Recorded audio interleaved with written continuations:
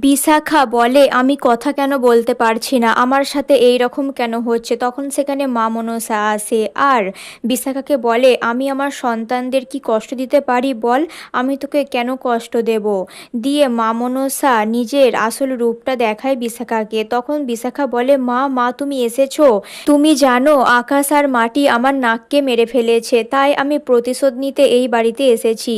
তখন মা মনসা বিশাখাকে বলে, তুই কি সত্য মিথ্যা যাচাই করে তারপর এই ডিসিশনটা নিয়েছিস। দিয়ে সমস্ত সত্যি প্রমাণটা দেখায় বিশাখাকে যে মাটি আর আকাশ কিছু করেনি। তখন বিশাখা বলে, আমি তো অনেক বড় পাপ করে ফেলেছি মা, আমি এবার কি করব, এই পাপের তো কোনো ক্ষমা হয় না। তখন মা মনসা বিশাখাকে বলে, তুই এমন কিছু একটা কর, এমন কিছু একটা পুণ্য কর যাতে তোর পাপ মুক্ত হয়। এদিকে দেখা যাবে অরুণাবর কোম্পানির যে লস চলছে তার জন্য ঈশান সেটা ঠিক করতে যায়, কিন্তু ঘুরিয়ে ঈশান তাদের সঙ্গে মারপিট করে আর পুলিশ এসে ঈশানকে নিয়ে চলে যায়। তখন এইদিকে তো ভয় পেয়ে যায় রিম। রিম অরুণাবকে বলে, তুমি যে করেই হোক আমার ছেলেকে তুমি ফিরিয়ে আনো।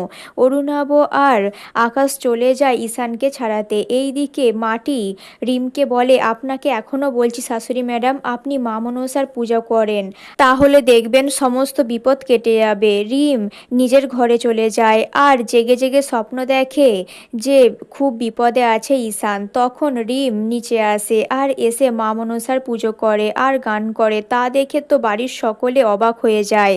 সকলে বলতে থাকে যে রিম পুজো করছে। মাটি রিমকে বলে, আমি খুব খুশি হয়েছি আপনি মা মনসার পুজো করেছেন।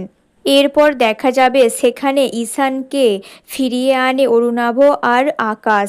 তখন ঈশানকে নিয়ে রিম নিজের ঘরে চলে যায়। এরপর দেখা যাবে আকাশ মাটিকে বলে, আমি চাকরির জন্য ইন্টারভিউ দিতে যাব।